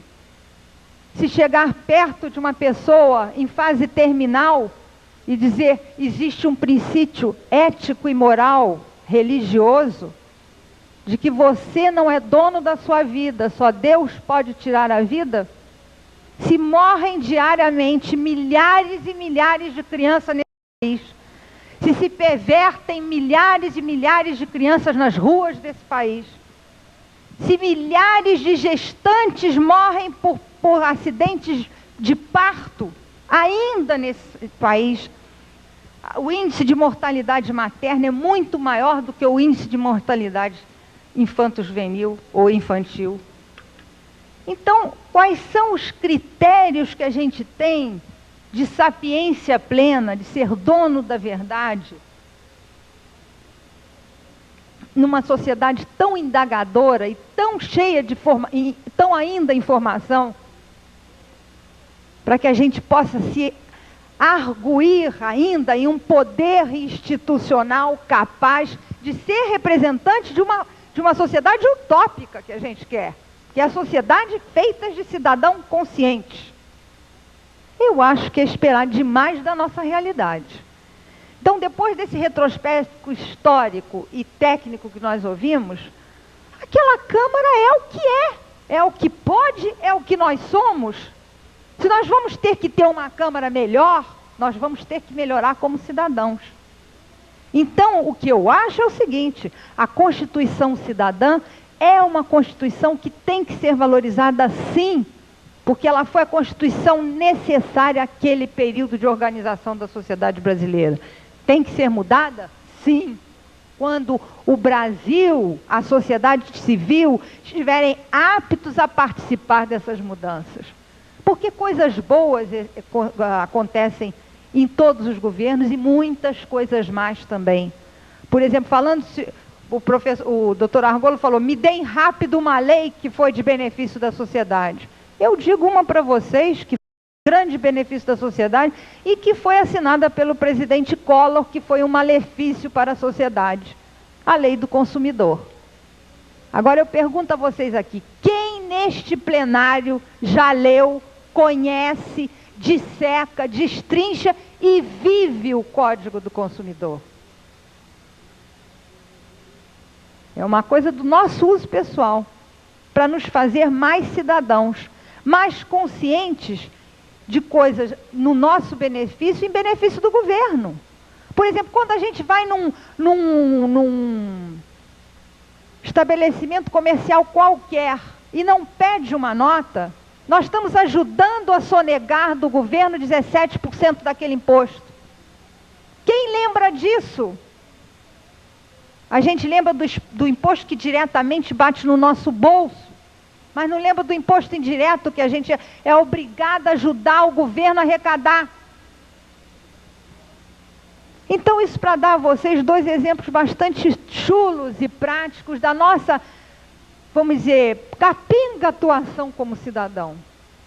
E isso é para o nosso próprio benefício. Então, na medida que a gente acreditar que nós só vamos ter um país forte e organizado na medida em que nós politicamente tivermos instrumentos fortes de organização, e isso são os partidos políticos, que ninguém hoje quer participar, quer se filiar e acha que não existe, porque realmente não existe. Na nossa prática política, o que existe é a época da política. A época da política é uma época onde esses mecanismos, há 3 meses da eleição, funcionam a todo vapor, com finalidades eleitoreiras.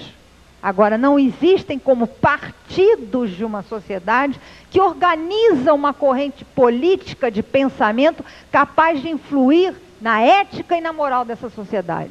Porque não tem vida orgânica. E por que não tem vida orgânica? Porque não se consegue conscientizar o cidadão de que ele deve participar. E por que não se consegue conscientizar o cidadão? Porque ele generaliza brutalmente a classe política, achando que político não presta. Se político não presta, ele não vai participar. Agora, existe outro mecanismo democrático de organização do poder sem ser pela política? Existe? Ou existe só a possibilidade de uma ditadura? Ou existe, então, uma anarquia aí que eu não vejo como é possível fazer um governo com um regime anarquista. Acho que a sociedade ainda não está preparada para isso, para tomar o comando em suas mãos. Então, não me querendo estender demais, eu acho que muitas considerações a gente tinha para fazer aqui. Mas parto eu do princípio que essas considerações têm que ser feitas muito mais dentro da consciência de cada um de nós, dentro do nosso próprio coração, que vai interiorizar essa necessidade de participação e de mudança, para depois nós nos engajarmos em algum movimento representativo que realmente tenha peso. A hora que o indivíduo brasileiro se tornar cidadão, eu acho que a coisa começa a mudar por aí. A gente soergue as instituições, porque a gente vai eleger cidadãos, e não mercenários capazes de se trocar de partido por $30 mil ou $50 mil. A gente vai eleger pessoas capazes de nos representar. Por que nos representar? Porque, inclusive, vão sentir a responsabilidade que tiveram em ser eleitos pelo nosso voto. E que hoje nem o eleito tem, nem sente, nem o eleitor tem ou sente. O eleitor vai lá, bota o papelzinho na urna e pensa, daqui a 4 anos ele vem me encher o saco outra vez. E também não acompanha o mandato do seu eleito. Então, essas são considerações que eu gostaria de colocar para vocês. Como se falar em ética e moral quando um ministro que é do meu partido e pelo qual eu tenho a maior admiração, faz considerações aqui que vêm sobre os números do ministro. E entre esses números do ministro, ele diz que a distribuição de renda no Brasil, o Brasil é campeão mundial em concentração de renda. Campeão mundial, isso é dado do ministro. Como é que você pode falar no Brasil, país subdesenvolvido, se nós temos um dos maiores PIBs do mundo e ainda cresceu agora em 93 mais 5%? Nós temos um país mal desenvolvido, onde por causa de uma falta de reforma agrária, nós temos uma concentração criminosa nos grandes centros, onde se fala em controle da natalidade pelo Estado, mexendo na liberdade individual do homem e da mulher, para escamotear uma política de descentralização e fixação do homem no campo que o governo não tem.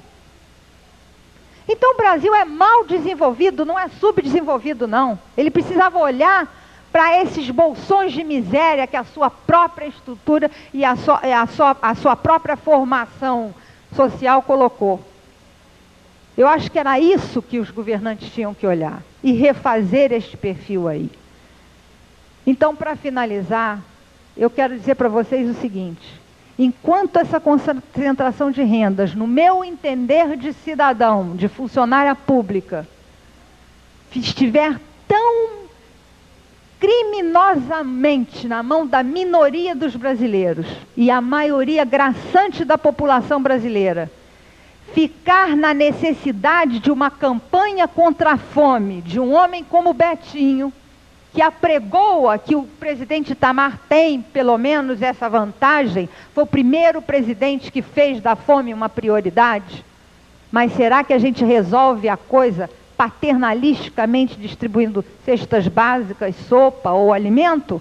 Ou a gente tem que fazer um país desenvolvido no sentido do seu crescimento, no sentido do seu mercado de trabalho, do seu desenvolvimento tecnológico e científico? Eu acho que essas coisas ficam aqui para a gente pensar. Não sei se são para a gente responder agora, ou se vocês terão capacidade de me contradizer ou me contraditar. Mas eu acho que mais do que tudo, para uma reflexão íntima de cada um de nós.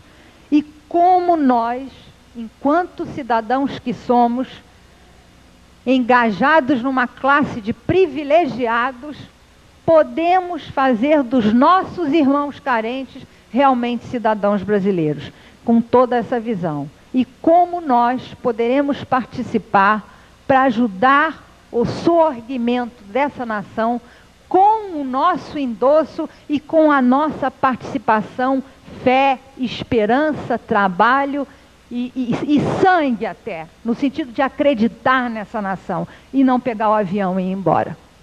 Muito obrigada.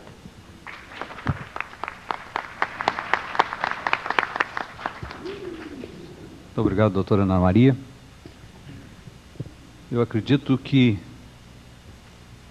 após as 3 exposições, os senhores já tiveram uma visão bastante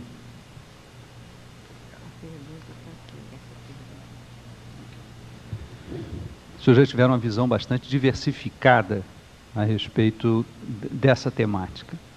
Nós temos 5 debatedores inscritos e eu tinha imaginado aqui provocar o debate entre os painelistas, mas considerando o tempo, eu vou passar diretamente ao debate com os participantes, com os nossos espectadores, ouvintes.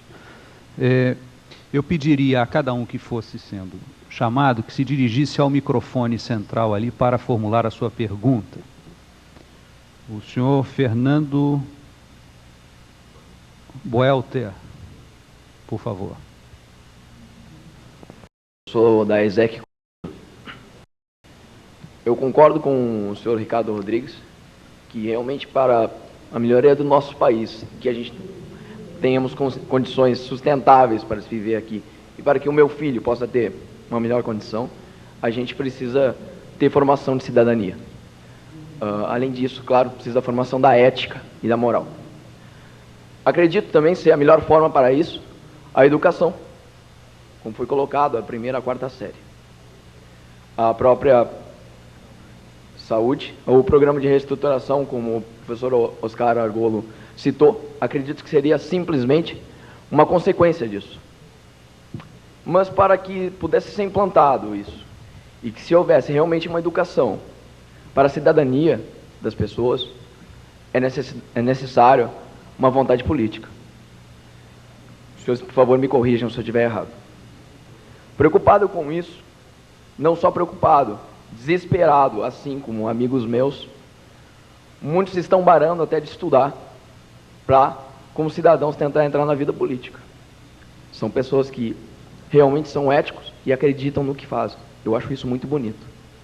Mas como amigo meus, eu me preocupo muito pelo seguinte: será que eles, ingressando na política, não seriam simplesmente hoje um pingo de tinta branca numa lata de tinta negra?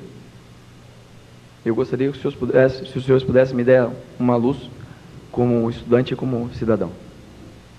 Bem, a angústia apresentada por este jovem que nos faz a pergunta é a que todos nós sentimos quando nos deparamos com a tremenda dificuldade de os nossos filhos terem um ensino à altura. Quer dizer, no Brasil nós encontramos uma situação bastante perversa no terreno da educação. A educação universitária pública foi socializada para os mais ricos e excluídos os pobres. E a educação básica foi socializada para os mais pobres, mas excluídos por falta de qualidade desse tipo de educação. Eu, talvez por vício profissional, doença profissional, sou professor de profissão, insisto em que a questão começa pela educação. Quer dizer, eu acho que é paralelo, certamente, a opção de se entrar na vida política. Eu acho muito importante. No Brasil se desenvolveu o preconceito a partir do autoritarismo getuliano. Getúlio fez reformas sociais muito importantes, mas não nos esqueçamos que Getúlio era um castilhista formado na alquimia da ditadura científica comteana e tinha coceira geral quando lhe falavam em eleições. Não? Aquele famoso princípio do castilismo, o regime parlamentar é um regime parlamentar, quer dizer, horror à representação. Quer dizer, nós estamos pagando um pouco a conta disso, desse preconceito contra a representação. Me parece muito importante que, paralelamente à valorização da educação, haja uma valorização da participação em política. Eu sempre insisto na universidade com os meus alunos: você se queixa dos políticos, entre nos partidos e comece a trabalhar. É uma gota de tinta branca numa lata de tinta negra, mas, afinal de contas, é uma gota, não? E por alguma coisa se começa. Agora, eu acredito que faz falta no Brasil, hoje, estabelecer um elo entre o representante e o representado. Os nossos representantes, os nossos políticos, se sentem não representando a ninguém, porque não há forma de lhes cobrar. Nenhum de nós se lembra do vereador em quem votou, do deputado em quem votou. A doutora Ana Maria Rates perguntava agora por que vocês não cobram do seu deputado. E eu diria, por quê? Porque o sistema de voto proporcional torna esse passageiro absolutamente eleito pelos marcianos. Ninguém lhe cobra coisa nenhuma. Se no Brasil se estabelecesse talvez o sistema distrital, se moralizaria um pouco a representação.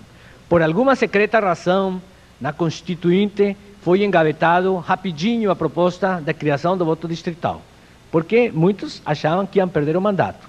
Mas eu acho que seria talvez um passo prático, concreto, nós, como membros da sociedade civil, cobrarmos numa futura revisão da Carta Constitucional ou da legislação complementar a adoção do voto distrital. O voto distrital permite cobrar do deputado, do vereador, do senador, coisa que até agora não se fez. E talvez nós teríamos assim uma legislação que atendesse melhor às nossas necessidades. Doutor Argolo. Eu não tenho, acho que não discrepamos aqui em nenhum momento das nossas colocações. O objetivo será sempre o mesmo, que é o objetivo de todo o Estado, o bem-estar social, o bem-estar comum. Esse é o objetivo. Agora, as formas e mecanismos para conseguirmos isso é que me preocupam. Não discrepo, doutora Ana Maria, de maneira nenhuma. E como disse agora o professor, os políticos que estão aí foram eleitos de uma maneira. Como disse aqui o professor agora, um marciano votou naquele cantor famoso que era candidato. não é? Aqui tivemos a experiência de uma governança e 4 anos depois se repetiu a governança, está aí. O Negão tem razão, não, o Negão é o Pelé, o Negão tem razão, o povo não sabe votar. Para que o povo aprenda a votar, é necessário que o Estado dê ao povo os mecanismos coerentes e corretos para que ele vote e para que haja exatamente esse elo de ligação entre o representante e o representado. O voto distrital é uma alternativa. Como disse, as experiências no mundo estão aí a mostrar caminhos e soluções. Basta aplicar, mas não serão aplicadas com este poder que está aí. Não serão, porque ele não tem interesse. Já demonstrou que não tinha interesse quando da Carta de 88. Será que na revisão que se avizinha, e se houver, vão examinar o problema da legislação eleitoral? Vão examinar o problema da propriedade? Aonde está a justiça agrária? Um estatuto da terra que nunca vingou? Vão examinar o controle externo do judiciário? O controle externo do judiciário de que eu falo é o controle externo dos atos administrativos do Poder Judiciário. Eu, como advogado, não quero interferir na magistratura, como eu não quero que a magistratura interfira na advocacia. Mas o controle do poder, do qual eu faço parte, sou ente como advogado, sou ente do Poder Judiciário, é a única profissão no mundo conhecida que é exercida como função pública antes de ser profissão. Não é só função social, nem nada, é função pública. Estamos nós aqui a examinar este quadro. Muito bem, vamos fazer uma nova eleição em 94, com este modelo que está aí? Ora, vamos colocar os cantores, vamos colocar os artistas, vamos colocar os futebolistas, enfim, essas figuras que andam por aí. Não que eu seja contra, de que essas pessoas, por mais modestas que sejam, não possam ser representantes da sociedade. Claro que admito e quero que até sejam eles os representantes da sociedade. Mas com este modelo que está aí, o povo não aprenderá a votar, como disse o Negão. Não sabe, e não sabe mesmo. Sabe quando a coisa aperta. Em posições necessárias e emergenciais, o povo tem se manifestado. Mas o povo não está aí para ficar se manifestando também, como as manifestações de impeachment e tal. O povo tem que trabalhar, tem que conviver. O Estado é que tem que organizar isso. O próprio Estado. Mas, infelizmente, tamanha é a desorganização que aquela gota não vai nem acinzentar a mancha negra. Nós precisamos de muitos homens sérios e ligados àquilo que disse o professor. A coisa pública, se é república, é coisa pública. Falta espírito público. As coisas. Lá só campeia os interesses pessoais. Mas tenha certeza você que louvo a atividade dos seus colegas. Não sou político, não sou vinculado a nenhum partido político, mas espero em todos os partidos políticos entrem os seus colegas, que são homens corretos e tudo mais. Dizia um falecido conhecido meu, José Antônio Moreira de Souza, ele foi advogado, depois foi homem ligado às finanças. E eu era garoto, tinha lá uns 14, 15 anos, à época da Revolução, e nós indagávamos a ele como um empresário do Rio de Janeiro, conhecido e tudo mais. Mas por que o senhor ou tantos outros não assumem uma posição e tudo mais? É porque nós não somos incapazes. Nós, pelo que está aí, somos incapacitados. E esta é a posição da maioria dos homens de bem dessa nação, que estão preocupados com a sua família, com os seus negócios e tudo mais, e esquecem, muitas das vezes, dos problemas da sociedade. A elite é terrível, é mínima, é uma casta dentro da sociedade brasileira, mas ela está diante do proletariado, que está aí, a miséria e a fome. Então, o problema não é só, a meu juízo, não é só da massa, é da elite também. Está aí convivendo com a guerra dos traficantes, estamos todos nós convivendo, né? Ainda que, por ter culturas, venha a ser considerado como um membro dessa elite. Não posso fazer nada. Não tenho o que dizer. Eu aprendi a ler, cheguei numa faculdade, li alguns livros aí, li uns livros que o professor leu aí, de umas figuras que a gente conhece. Outros não fizeram, não tiveram essa porta, porque o Estado não deu o caminho. Eu tenho 44 anos, repito. O senhor se lembra das leis das diretrizes e bases? Alguém aqui, mais jovem do que eu, chegou a estudar latim? Eu estudei 2 anos de latim. Andaram mudando a legislação da educação no Brasil de uma maneira tão absurda, tão aloprada, daí essa zorra total. Não adianta o senhor Leonel Brizola. O senhor Leonel Brizola tem um programa de CIEP, de escola, que ele fez lá no Rio Grande do Sul quando foi governador, não deu muito lá certo também não. E está aí com uma organização enorme, tereré, tereré, tereré, o grande cabeça disso é o professor Darcy Ribeiro. Quem é o professor Darcy Ribeiro? É um antropólogo. É um antropólogo. É porque ele sabe o que está acontecendo. Mas será que esse programa vinga? Não. Tem objetivos politiqueiros, todos nós sabemos. Porque a própria estrutura para organizar isso é impossível. Eu já ouvi as conversas. Porque nós não temos nem a base, não temos nem a formação. O professor do Estado, me desculpe, né, é um simbolismo que eu quero dizer. O professor do Estado, lá da escolinha, é quase um analfabeto. A ONU fez uma pesquisa, nós temos mais de 60% da população considerada analfabeta. Eu vou mais além. Sabe, porque negócio de ler o jornal, o dia que torce as sangues, para mim não é alfabetizado, não, é um desaculturado totalmente. Ele lê aquelas informações, mas ele não sabe o resto, não tem vontade. No Brasil não se lê. Você vai a qualquer país do mundo, e alguns países aqui da América Latina, na Argentina, você encontra com o camarada no metrô, ele vai trabalhar, ele está com um livrinho, mesmo que seja um pocketbook. Ali no Brasil não se lê. No Brasil tem fome. Então não há solução. Eu não estou contra a Constituição que está aí, vou respeitá-la e tenho que respeitá-la.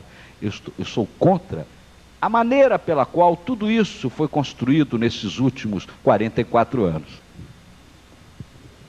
Muito obrigado, doutor. Doutora Ana Maria. Acho que já foi respondida a tua pergunta muito bem e muito prolixamente. Só queria fazer 2 colocações. Primeiro, eu acho que o fato de nós sabermos tanta podridão da vida política corresponde ao grau de democratização que a gente tem hoje. Porque na época da ditadura, nós vivemos 20 e tantos anos num regime ditatorial, havia tanta podridão e tanta safadeza como há hoje, só que a gente não sabia, porque ninguém podia botar para fora. Hoje, pelo menos, existe essa pseudo-transparência, que ainda não é a transparência que a gente gostaria, porque existem monopólios de informação nesse país. Você sabe que a Rede Globo faz a cabeça da maioria dos brasileiros, não é? Então, quer dizer que essas coisas todas têm que ser colocadas com bastante profundidade, para que a pessoa possa optar pelo engajamento ou não na vida política. Você me permite a parte A? Pois não. Colocou bem a composição e eu vou exemplificar. Eu gosto de fazer logo os exemplos simbolismo. Ontem vi pela televisão uma produtora aí da televisão, da Rede Globo, que teve a sua filha assassinada tragicamente. Eu lamento profundamente, mas ela foi ao Congresso levar lá uma proposta com 1000 assinaturas. Por que não se exercita a prisão das pessoas? É porque as pessoas estão pegando o bonde errado. A reforma que se fez na Itália, o Mão Limpa, foi uma reforma penal. Eu já disse aqui na minha fala, até hoje não se resolveu na humanidade a sanção do homem. A prisão, o cárcere, a pena de morte, está se discutindo até hoje. E os mecanismos mais modernos, não é de rigidez, não. É de alargamento, de abrandamento, de dar outro tipo de responsabilidade. Em vez de botar o cara dentro da jaula, botar ele para trabalhar para o Estado. Existem mecanismos, a humanidade já conhece. Nós não estamos buscando ascensão, como disse a senhora, a vingança. A vingança é uma forma humana, infelizmente é. A responsabilidade civil, a responsabilidade penal, tudo isso surgiu só da vingança. Mais nada além do que isso. Desculpe. Então, o que eu queria te dizer é o seguinte, por exemplo, na minha prática pessoal, eu sofri abordagens de uma pessoa que já começou com idade na vida política, na disputa de um mandato, não na vida política, na militância, não, desde jovem. Mas eu digo, para a disputa de um mandato, já tinha idade, já tinha os filhos crescidos, já estava esperando um neto. Então, quer dizer, eu acho que eu era parlamentar, fui conversar com, vou te exemplificar pessoalmente, fui conversar com um ministro das comunicações, na época Antônio Carlos Magalhães, porque eu dou logo o nome aos bois. Então eu fui falar com ele sobre uma extensão de rede telefônica para São José do Rio Preto, um município perto de Petrópolis, agora independente, que me interessava muito naquela época. E ele rodou, nós íamos votar os 5 anos para o Sarney na Constituição. E ele virou para mim e disse: a senhora não gostaria de ter uma retransmissora de televisão na região serrana? Eu disse: muito. A senhora não gostaria de ter uma rádio FM, ou 2, ou AM? Quantas lhe interessasse? Eu disse: muito. Qual é o preço que eu tenho que pagar? Mas é tão simples, deputado, é só votar nos 5 anos para o Sarney. Eu falei: mas é o preço das minhas convicções que o senhor está me pedindo, elas não têm preço. Ele bateu nas minhas costas assim e disse: deputado, esse é o primeiro mandato, não é? Eu disse: é. No segundo a gente conversa. Só que não houve um segundo até agora, porque eu perdi as eleições. Porque os moradores de São José do Rio Preto, vamos ser bastante sucintos, votaram no Roberto Jefferson, que estendeu a linha, botou os telefones e votou os 5 anos para o Sarney. Entende? Quer dizer, se deixou comprar. Por quê? Por um interesse que é até comunitário, é até do município, entende? Mas será que as nossas convicções valem isso? O poder a qualquer preço? Eu acho que eu posso perder a eleição. Eu não posso perder minha convicção naquilo que eu realmente acredito. Então, não é por aí. Agora, na hora em que a elite política do país toda pensar assim, ou em sua maioria, o povo vai realmente se sentir representado. Enquanto o povo, como disse o doutor Argolo, não discernir, até por uma questão de educação, como também colocou o professor Ricardo, que a questão educacional é separar o joio do trigo, é ter esse discernimento, ser capaz de discernir, através da sua cultura e da sua educação, nós vamos fazer esse embaralhamento total, entendeu? O que é interesse pessoal do político e qual é o preço que a sociedade quer que ele pague? As suas convicções? A sua moral individual? Em benefício daquilo que eles acham que é bom para a moral coletiva? Telefone é uma prioridade numa cidade. Vale a pena? Eu acho que os seus companheiros que querem ingressar na vida política têm aí pela frente toda uma vida de esperança e de práticas diferentes para mostrar que não vale a pena. E conscientizar através dessas atitudes o próprio povo que amanhã vai os eleger. É isso que eu gostaria de colocar.